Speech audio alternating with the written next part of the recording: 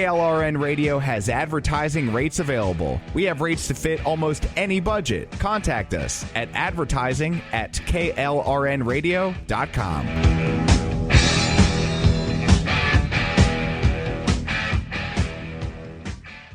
believe in the American way. We built this country called the USA. And we fly our flag because we're proud and free. We're Americans. Red, white, and blue is our way of life. Never back down from a challenge or a fight. Nature provides, God gives the rights. We're Americans. We fish the waters and we hunt the lands. We forge the steel with our own two hands. With what we've got, we do the best we can. We're Americans. It's time now for the Conservative Curmudgeon Radio Show. Now, here's Grouchy. Good evening, everybody. Welcome back. We got a little recap to do here. We got a good, exciting evening to go through. Well, sort of exciting. It's been a slow news cycle, I'll confess. I mean, really, it hasn't been a whole lot of things happening this past week that were worthwhile. Let's do a quick review over what's actually going on today. What's hot on the news topics. Let's back up a few hours here and see what we got going on. We have a gas leak that shut down westbound lanes of the Katy Freeway near Houston. That was pretty big. I don't know if you've ever driven around Houston, but that's a big-ass town, and there's a lot of traffic there, so shutting down the interstate is not good.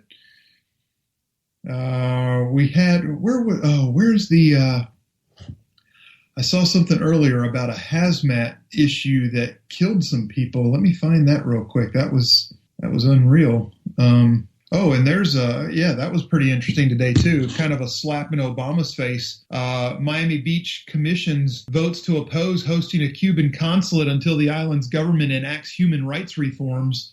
Man, you gotta like that. I mean, telling Obama how it is.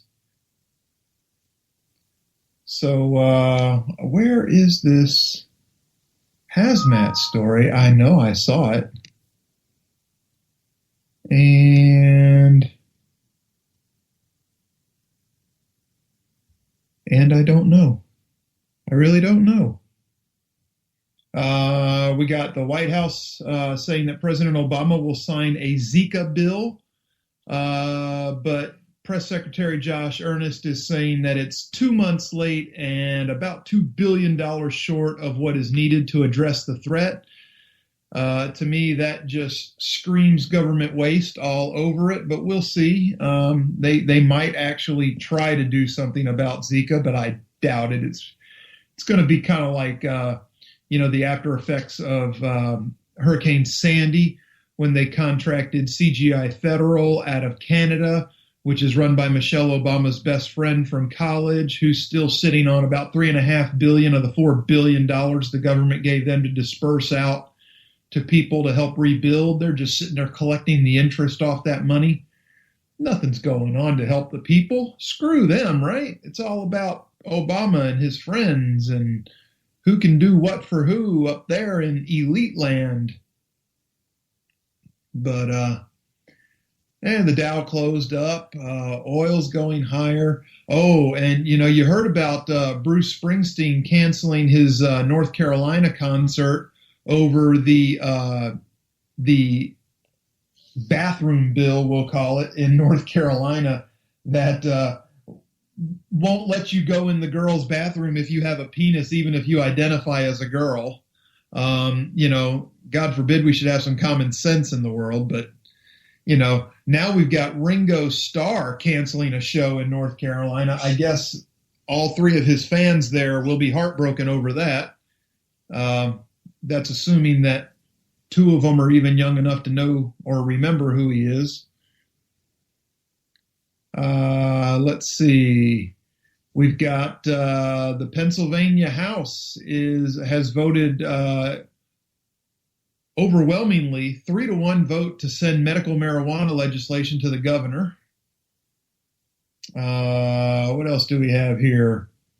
For some people in my neck of the woods here, if you're along the Gulf Coast area or in the Southeast in general, the Atlanta Braves' Hector Olivera has been charged with assault and battery of a woman after an attack at an Arlington, Virginia hotel.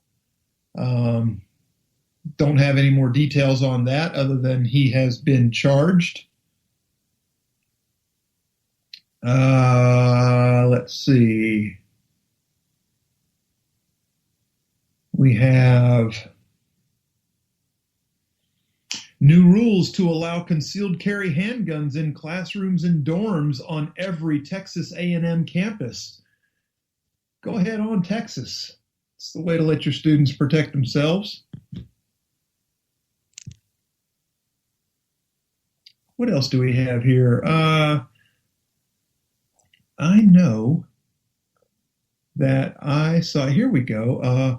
Austin, Texas, firefighters on scene of hazmat situation near University of Texas. And we've got 1 confirmed dead, 6 hospitalized, and at least 5 injuries in this situation in Austin near the university. So this is an ugly hazmat situation going on out there in Texas, and that was updated just about an hour ago. So that is definitely something worth keeping your eye on if you're out there and looking.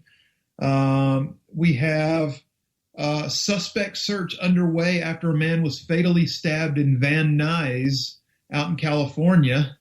Don't know any more details of that. They didn't provide anything else. And we have a Texas Department of Public Safety officer says one of their troopers was involved in a shooting near, I'm guessing that's pronunciation. So, Rick, if you wrong or different, please butt in and tell me. Llano or Lano, or it's Llano, Texas. It would be Llano. Yeah, Llano. I was going to say the double L has always been pronounced as a Y as far as I know. So, Llano, Texas had a trooper involved in a shooting out there. And those are your major headlines today. Anything else out there? I don't know about it at the moment. So feel free to chime in. And speaking of chiming in, if you want to join the G Nation and express your thoughts and opinions, whether it's something I'm talking about or whether you have something else on your mind altogether, the number here is 408-681-8255. That is 408-681-8255. Or feel free to go to k98talk.org and jump into the chat room. I'll take your questions there as well. And with that, we're going to pick up where we left off last Wednesday. We were actually discussing, what were we discussing? Oh, yeah, this thing called the Panama Papers.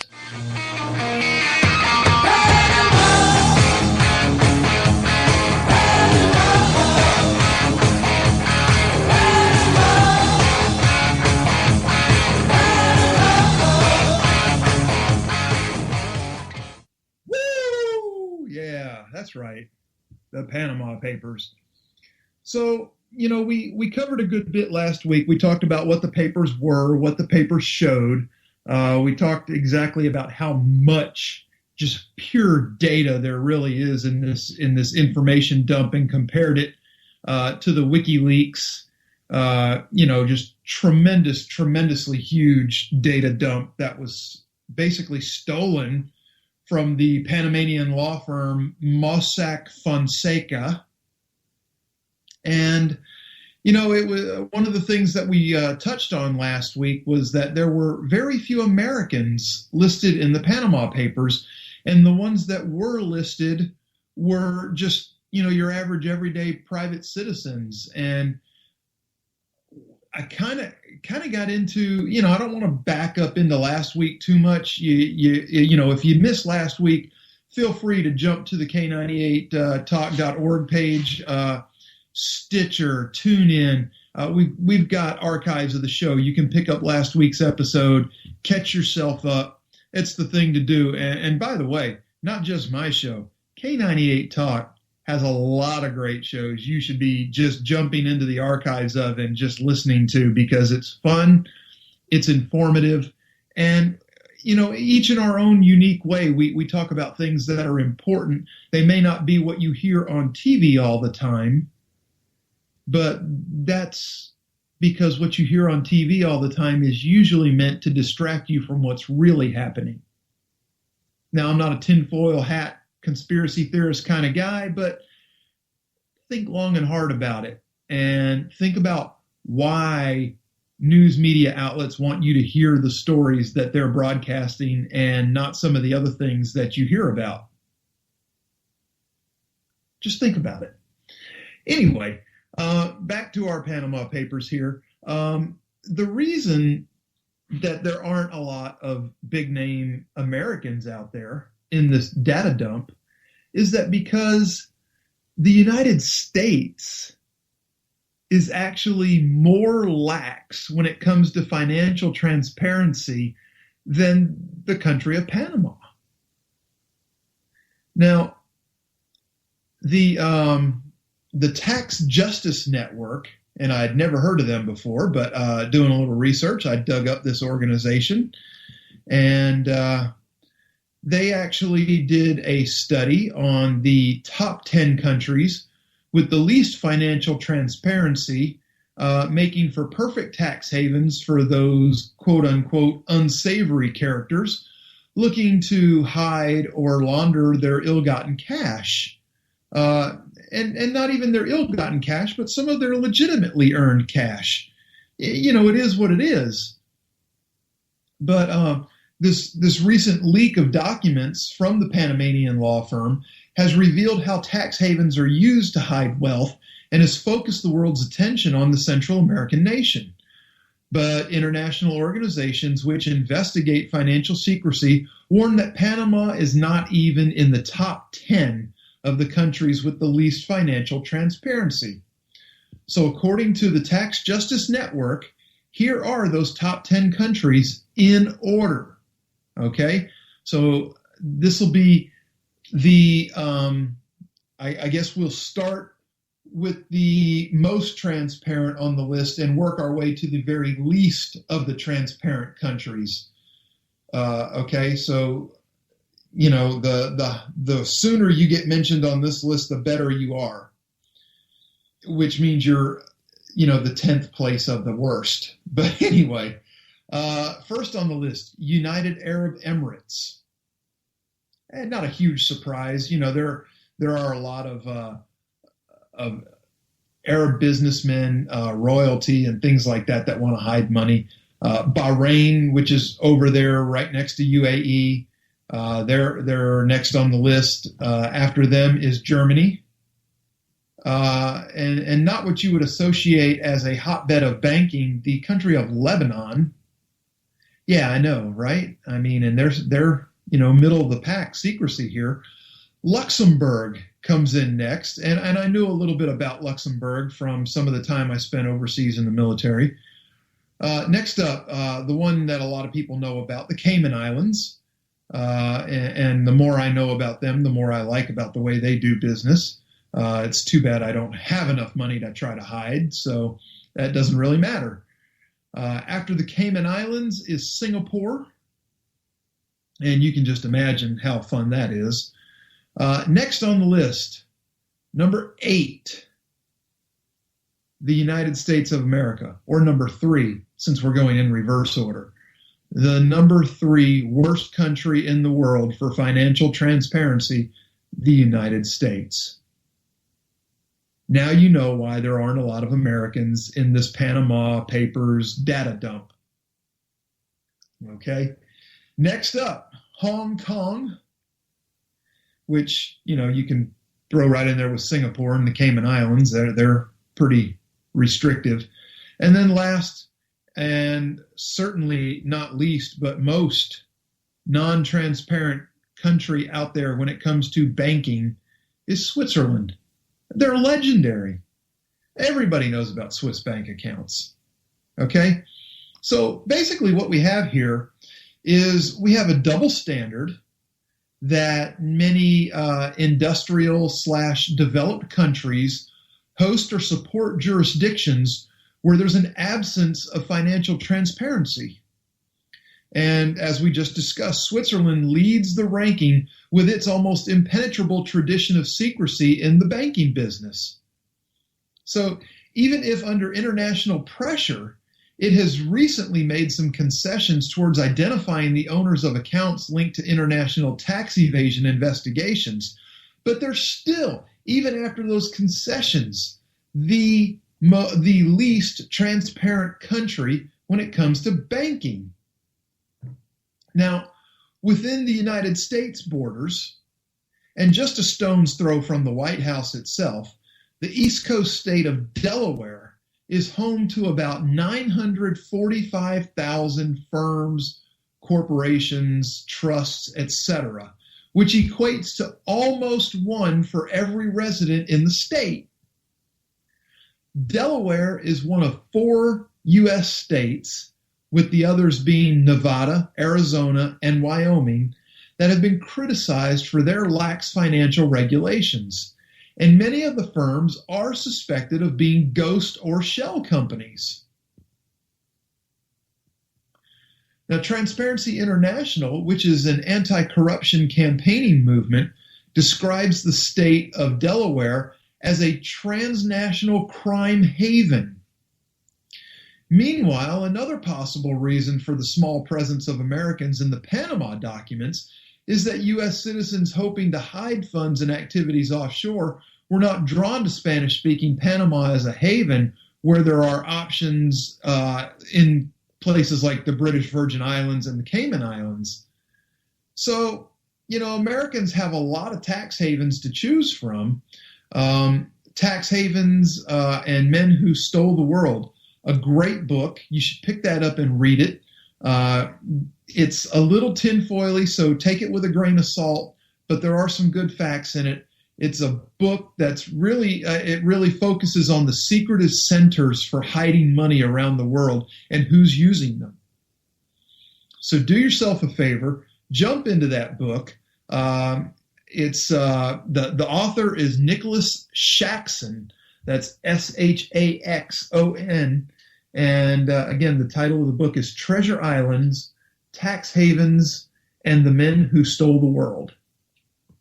Excellent book.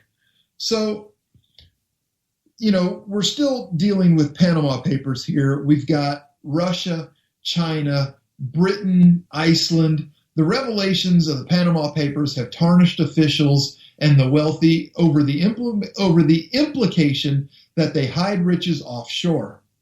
Now, why is this important? Well, think about what's going on in the world today. With all the whining and crying, especially of the liberal set, about income equality and blah, blah, blah, rich people do this, rich people do that. We talked about some of this last week, especially in places like Russia and the country of Georgia, the Eastern Bloc countries. A lot of these people are simply hiding their money from the criminals that steal from the banks over there regularly. We think we hear a lot about bank robberies here in the U.S. You hear about the branch of Wells Fargo being knocked over for $45,000, or Regions Bank is big in my area. Regions Bank gets robbed 2-3 times a month, one branch or another around here. It's always in the news. So a lot of these people are banking offshore simply to keep their wealth safe, whether it's ill-gotten or legitimate. Who's to say?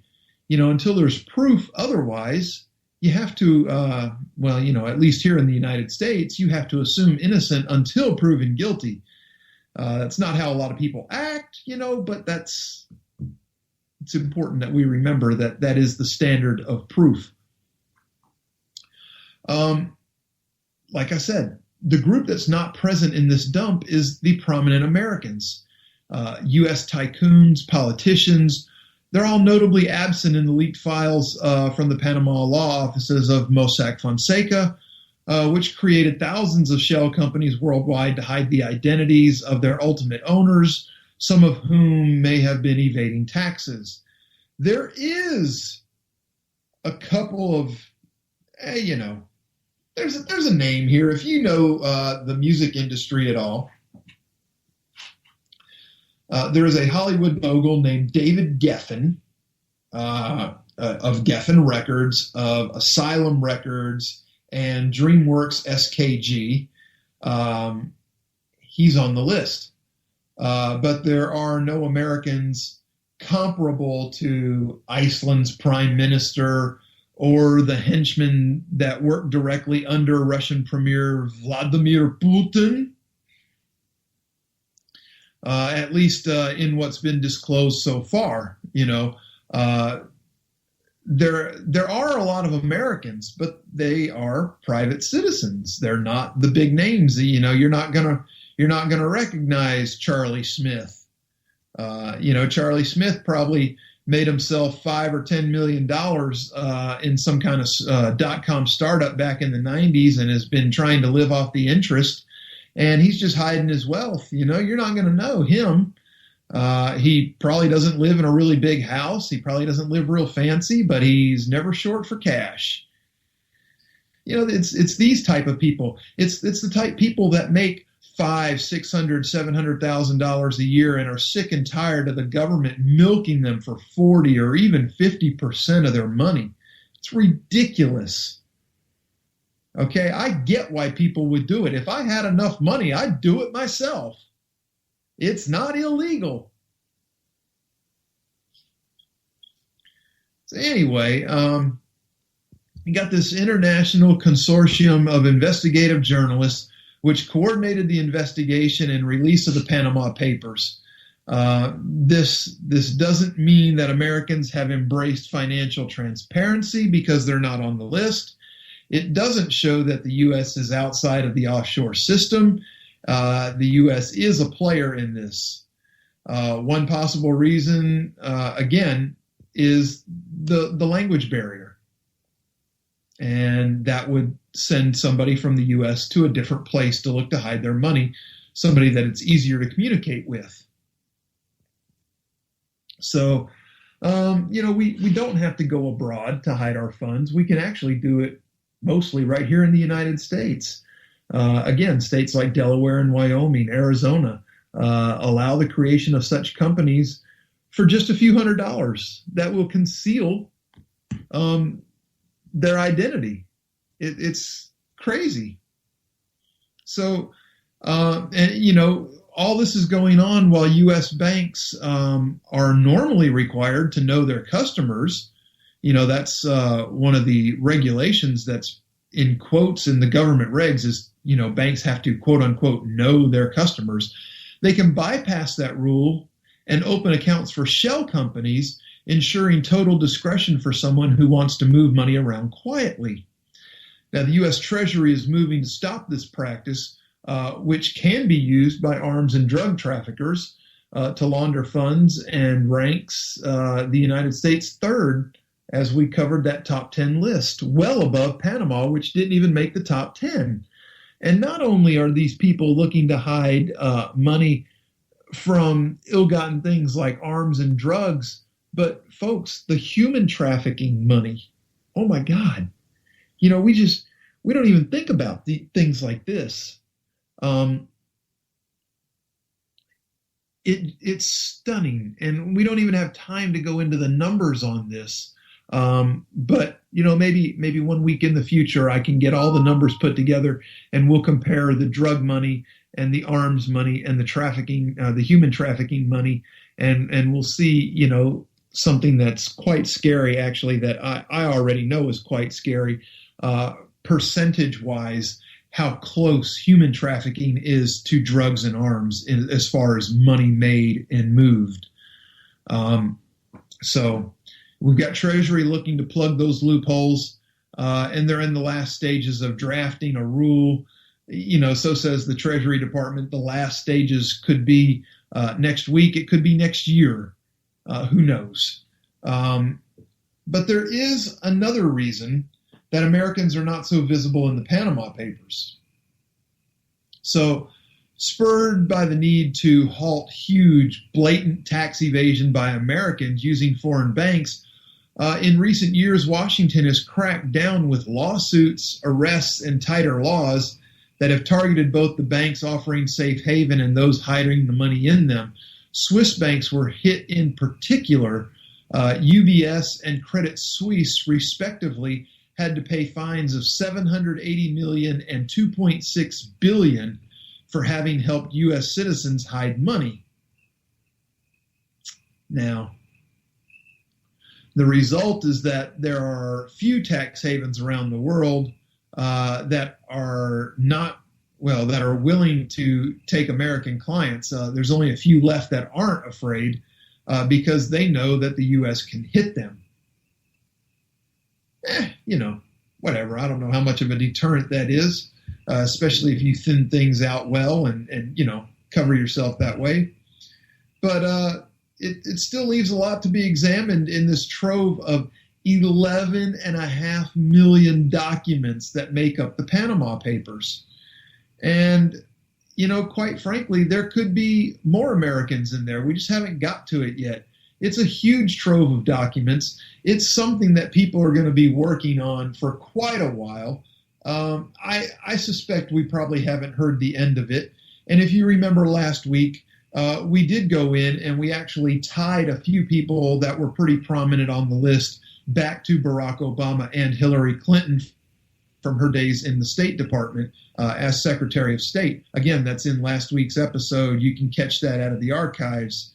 And if you can't figure out how to do that, you can hit me up on Twitter. It's at TCC_Grouchy. That's right, TCC_Grouchy on Twitter. You can't miss it. I will post you a link if you come to me and tell me you can't find it. Not a problem. So we are at the bottom of the hour. We're going to take a break. We're going to come back, and we're going to move on away from the Panama Papers for a little bit, I think. And we've got to start talking, election and candidates and things like that. Of course, 'tis the season, right? So anyway, stay tuned. We'll be back in just a couple minutes. Glad you're here. Oh, but ain't that America? You and me, ain't that America? Something to see, baby, ain't that America? Home of the free, yeah. You are listening to KLRN Radio, where liberty and reason still reign. Joe had huge problems with the IRS. I knew it was coming. I hadn't filed taxes since 1990. All the IRS letters coming in added up to a nightmare. To get up to like $68,000.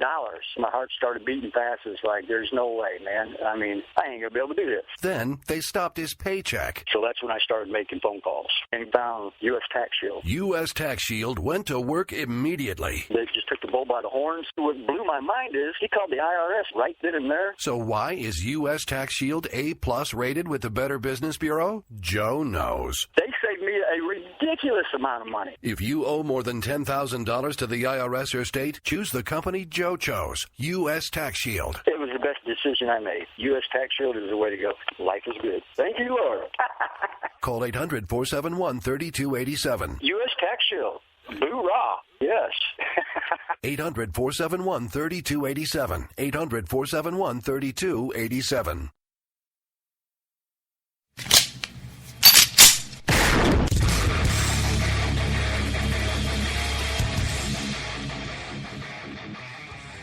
This is Slickery Trigger for Rebel Road Tactical. With proper care and feeding, your pistol will be ready when you need it. There to save your life. Shouldn't your gear be that good? Whether you need a holster for comfortable everyday carry or a tough-as-nails holster for your next training course, Rebel Road Tactical has what you need. Check us out on the web at rebelroadtactical.com.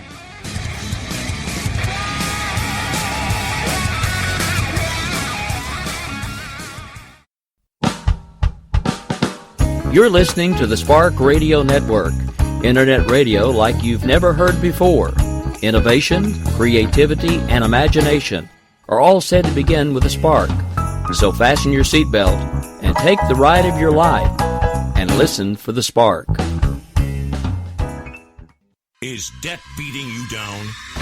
You need discipline. You need the Debt Ninja.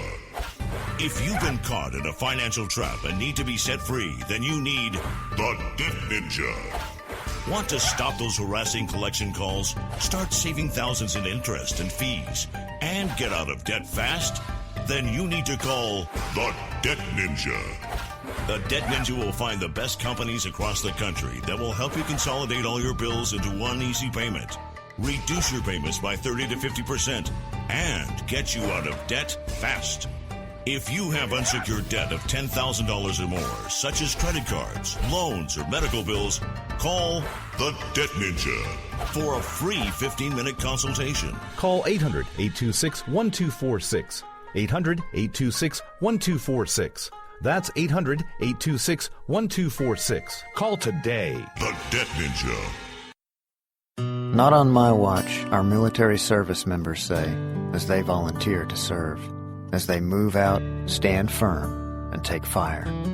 So not on our watch, we say, to the severely ill or injured veterans who can't get the care they deserve to live full and independent lives, even when there's no government funding, or a nursing home seems like the only option. We won't leave one warrior behind. Not on our watch. Join us at findwwp.org. Oh, but ain't that America? Ain't that America? Something to see, baby. Ain't that America? Home of the free. All right, welcome back, everybody. So glad you are here. Before we get going again, moving into stories that are making the headlines, let me first tell you, every night, it doesn't matter, Monday, Tuesday, Wednesday, Thursday, Friday, every night, prime time on K98talk.org, you have the best of the best. Night in, night out. I'm telling you, we've got Monday night, we have Real Serious Nonsense with Angie and Clay. We've got Rick with America Off the Rails every night, Monday through Friday. Rick is the man. Rick is the man. I say it again because it's true. And if you don't believe me, he's on the air with me right now. He can tell you too. But anyway, Tuesday night, and Rick, you got to help me out with this because I can't remember everybody. Tuesday night, we've got Doc and Lou, right? Yep. Wake Up America Radio, 8 Eastern, 7 Central. There you go. Wake Up America Radio with Dr. Arrington and with Lou. And we also have JD and Stacy on Tuesday night with Game On. And you definitely don't want to miss that. That is a cross between somebody who is as sharp as a tack and somebody, as sharp as a tack, and then somebody who is as tacky as a shark. I don't know. You figure it out. Couple of great people there. And Rick knows which one is smart and which one isn't. They both are. They really are. But you'll see what I mean. One drives the other crazy. It's quite the entertaining show. Do yourself a favor and tune in. Of course, Wednesday night, you're here now with me. You know what's going on. And you'll stay tuned for Rick 2 hours later. Why 2 hours later? Because it takes that long for what I'm laying on you to sink in. That's why. Thursday night, you get JD and Stacy all over again with a brand new Game On for Thursday night. Rick, is there anybody else on Thursday night that I'm forgetting? Actually, on Tuesday nights, we kind of forgot somebody. The Loftus Party actually runs as soon as I'm off the air. The Loftus Party, late night, yeah. Yep. Michael Loftus is great. Then on Thursdays, we did that backwards. Thursdays is when Lou and Dr. A are on the air. Oh, so we did do it backwards. Hang on, let's back up. We have, and pardon the background noise, folks, we have 7 o'clock in the evening right before you, Eastern right before you go on the air. We have a replay of Opinion Nation, then we have you, then we have, I'm sorry, I'm all kinds of kerfluffled. So Tuesdays, 7 Eastern, Opinion Nation, 8 o'clock, Game On with JD and Stacy. Pardon me, apparently I'm having some sort of a meltdown over here. Live radio, folks, you can't beat it. I'm telling you now. So then we have 9 o'clock hour on Tuesday. I honestly cannot remember. It's 9 Eastern is JD and Stacy. Then the 10 o'clock is when Loftus airs. Thursday it's the reverse. We have Blue and Dr. Arrington in the 7 o'clock spot. Game on with JD and Stacy, and then 9 o'clock is me. Nothing on in the 10 o'clock hour yet, and those times are central. And there you go, folks. And there you go. Like I said, every single night, quality programming. We're adding quality names, quality shows. Just do yourself a favor and tune in. You can't go wrong. Okay, so moving along, during the commercial break, a friend of mine posted an article that I think is worth taking on the fly and throwing in here. We have Representative Mark Walker says liberals are exploiting the bathroom bill in North Carolina for political gain. Now, if you're not familiar what's going on, you're going to love this, okay? So a bathroom bill, a rock star, and competing claims of privacy have catapulted North Carolina into the center of a national debate over transgender rights. And Representative Mark Walker of North Carolina says he knows why. The freshman senator argues that Democrats are manufacturing outrage over the law for political gain in the Tar Heel state.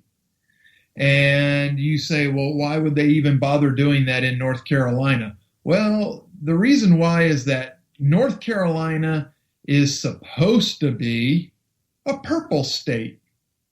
Now, for those of you that are involved in the political process, you know what a purple state is. It's a little bit blue. It's a little bit red. It's like a big bruise on the ass of America. But what we've got going on here is Walker is interpreting the Democrat outrage over the issue as part of a calculated strategy to retake control of the state Senate and turn the state blue, establishing a base of support for the presidential election. North Carolina is the battleground state in the South, he said. Yeah, I'm not 100% sold on that statement, but I mean, I get where he's coming from here. So currently the battle is raging over a state law commonly referred to as HB2 or the bathroom bill. Yeah. Republican Governor Pat McCrory called the General Assembly into special one-day session on March 23rd to pass HB2 into law. That legislation overruled a local Charlotte ordinance that allowed individuals to choose a public bathroom corresponding with their gender identity and not their biological sex. Now, there's some of you out there that are scratching your head going, what the hell did he just say? Well, basically what I said is that if you are a man and you want to be a perv and go into the girls' bathroom and do pervy things or even worse, this bill gave you the right to do that just by saying that you identify as a woman. Now, that's not to say that it's only men that are criminals in this type aspect. As we see quite often in the news, many of the teachers that are arrested for having sex with minor children in schools are women. So it does run both ways. But I'm telling you now, either way, it shouldn't happen. It absolutely should not happen. So we've got all these companies like PayPal and who's the big bank in North Carolina? I forget. Anyway, they're all threatening. PayPal now has said that, oh, well, since you did this, and we're all about including everybody, including LGBT, which this is not an anti-LGBT law. This is a common sense law. I'm sorry, if you are a man who wants to call yourself a woman, that does not give you the right to go in the women's bathroom and expose yourself to women and little girls. It does not. You know, you want to go the Caitlyn Jenner route, the Bruce Jenner route, and you want to have things lopped off and tucked in and added up top, and you want to actually take the plunge and remove the plumbing? maybe a different story. Maybe a different story. Okay? There's room to talk about that. But what there is not room to talk about is having grown men who just want to say, oh, I'm a woman today. I'm going in the woman's bathroom. No, that is a load of crap. And quite frankly, my daughter's grown. But if she came running out of a public bathroom and told me that there was a man in there exposing himself to the women, that guy's going to get his ass kicked. If she didn't do it on the way out, I'm going to do it when he's on his way out. So anyway, they passed this thing into law, and they say that the bill is necessary to preserve privacy and safety rights of women, girls, and just children in general. The question that's been asked several times that can't be answered is, what if you have a sexual predator posing as a transgender who wants to use the girls' restroom? Boom. How do you resolve that in the girls' showers and locker rooms in schools? If my daughter were in high school and a 17-year-old boy decided that he was not a boy anymore and he's a girl and he wanted to shower with the girls, that is not cool. I don't care what he thinks he is. He can take his fairy dust and his unicorn farts and he can go home and shower. I don't really care. Opponents have condemned this law as bigoted and charged that it places LGBT individuals in danger. How are they in danger? By having to use a bathroom that corresponds to their biological sex? For having to use a bathroom that is configured for their proper anatomy? How does that put them in danger? Unless you walk into a men's bathroom and start screaming, "Woo, I'm a transgender, I think I'm a woman, but I still have a penis." And, okay, if you want to advertise it like a moron, maybe somebody cares enough to smack your head around. Maybe they don't. I certainly don't. I don't care if you're gay, if you're bisexual, if you're transsexual. Go in the damn bathroom, do what you have to do, wash your hands, and get the hell out. Who cares about what you do at home? So the protest came to a head last Friday when Bruce Springsteen nixed an upcoming concert in North Carolina just 2 days before the show. So, now you've got politicians accusing the boss of being a bully. But, here's the thing. Like I mentioned, these companies up there, and I don't remember the bank. I wish I could. I think it's Bank of America, but I'm not 100% certain. But PayPal operates in Middle Eastern countries where lesbian, gay, bisexual, and transgender people are stoned to death, thrown off the tops of skyscrapers, and let splat on the sidewalks. But they don't have any qualms with doing business in these countries. But they're going to complain about people being forced to use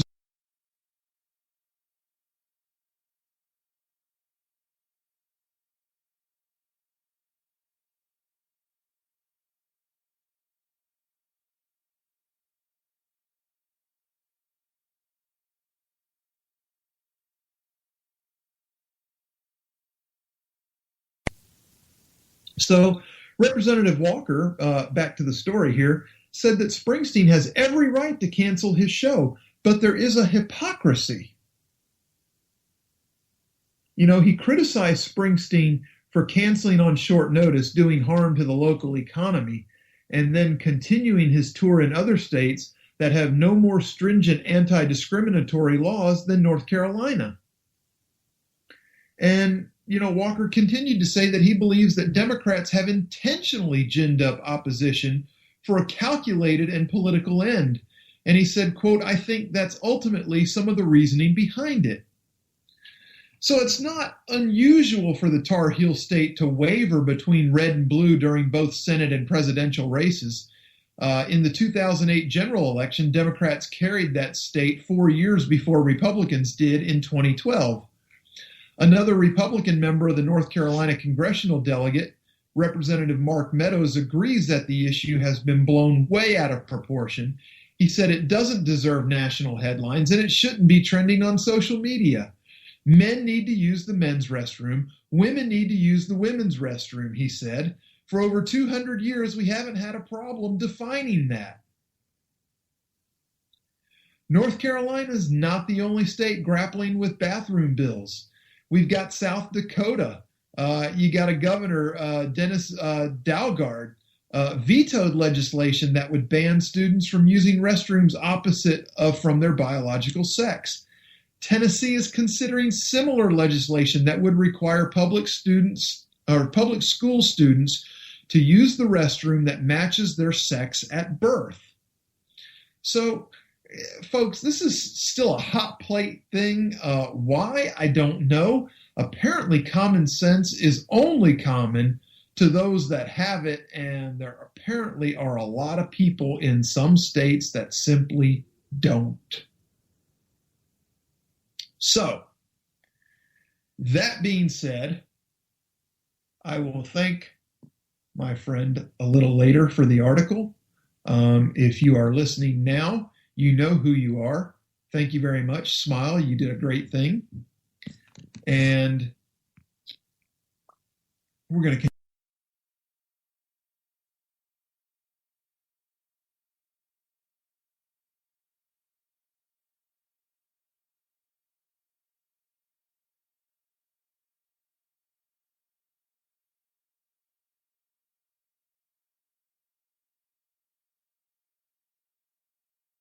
saying first, and we'll discuss what he's really upset about. Speaking to thousands packed in a frigid airport hangar in western New York on Sunday, Trump ripped the Byzantine fight over delegates at the heart of his party's nominating process. He argued again that the person who wins the most votes in the primary process should automatically be the GOP nominee. It's funny how he never had opinion about it before he ran. It was never important until he actually got in the lead. He says what they're trying to do is subvert the movement with crooked shenanigans, comparing his woes to those of Bernie Sanders, who is winning states but still far behind Democratic frontrunner Hillary Clinton in the race for delegates that decide party nominations. We should have won it a long time ago, Trump said, but we keep losing where we're winning. Now, Trump was coming to terms with the political reality of candidates chasing delegates ahead of their nomination.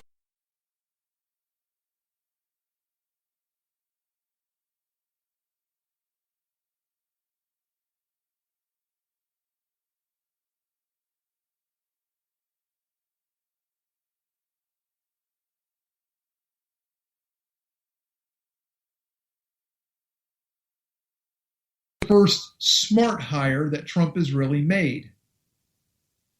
Okay.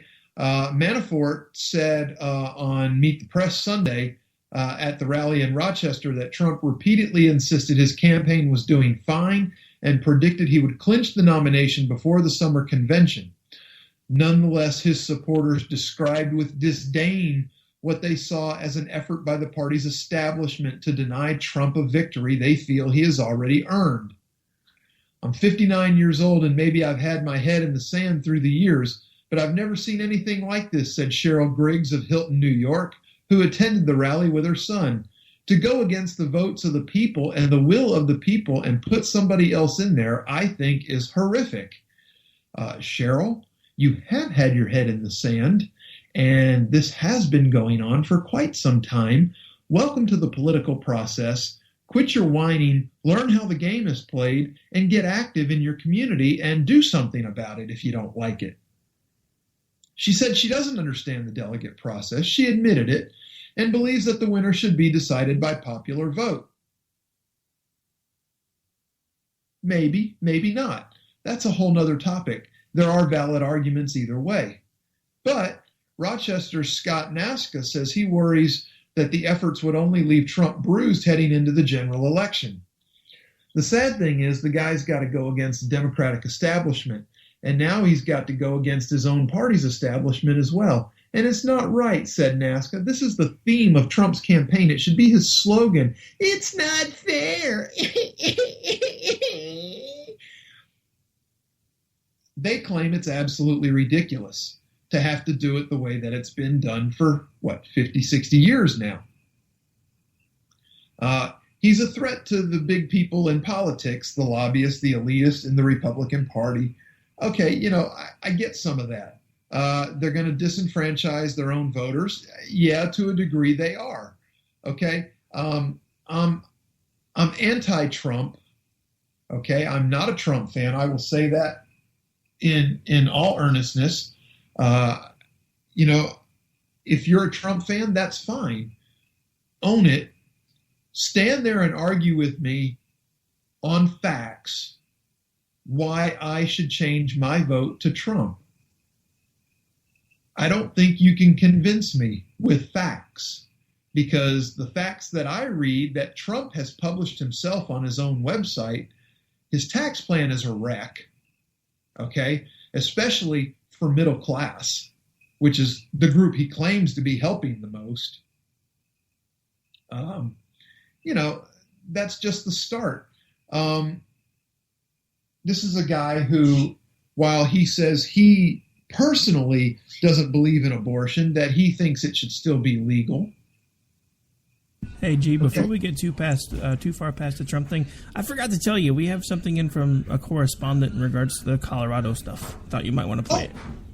Yeah, sure. Let's hear the Colorado stuff. Let's do this. So here is Trump's statement shortly after his recent loss in Colorado.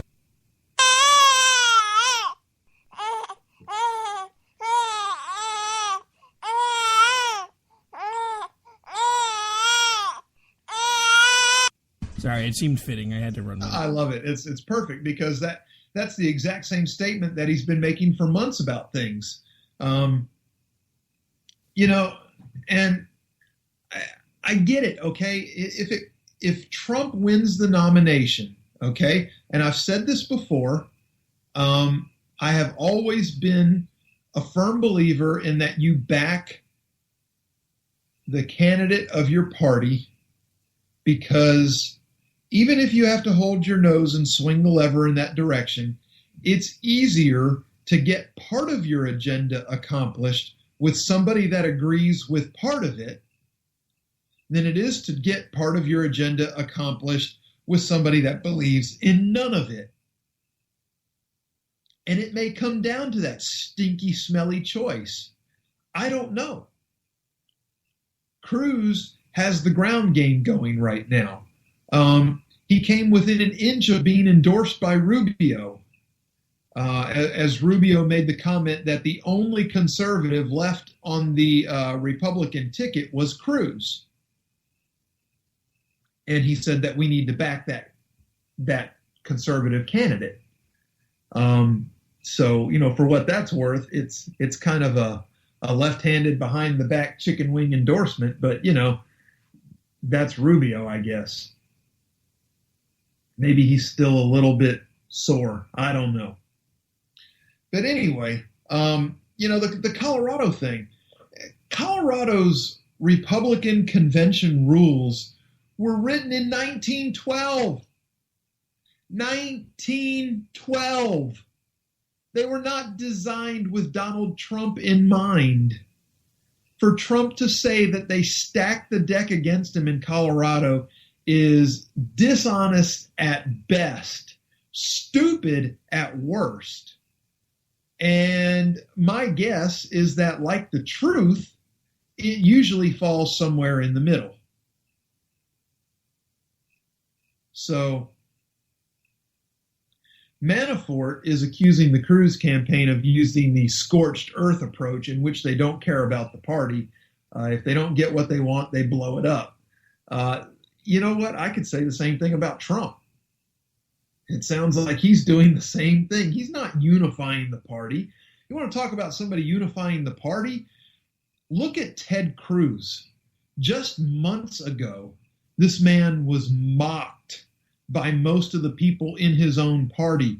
They called him Wacko Bird. They said he had no credibility. They said he was dishonest. They said he was nothing but a disruptor. But you know what? They're coming together behind Cruz. Now, some people say that's because Cruz sold out. I haven't seen him selling anything yet. Okay? This is tinfoil hat talk. You know, you can accuse him of selling out, but until he does something to prove that he has sold out, it's all accusation and innuendo, which the Trump campaign is really good at. So anyway, the key for both candidates is uncommitted delegates. That is the electability of a candidate in the Republican Party. And like I said, last week, Cruz swept Colorado's 34 delegates by locking up the remaining 13 at the party's state convention in Colorado Springs.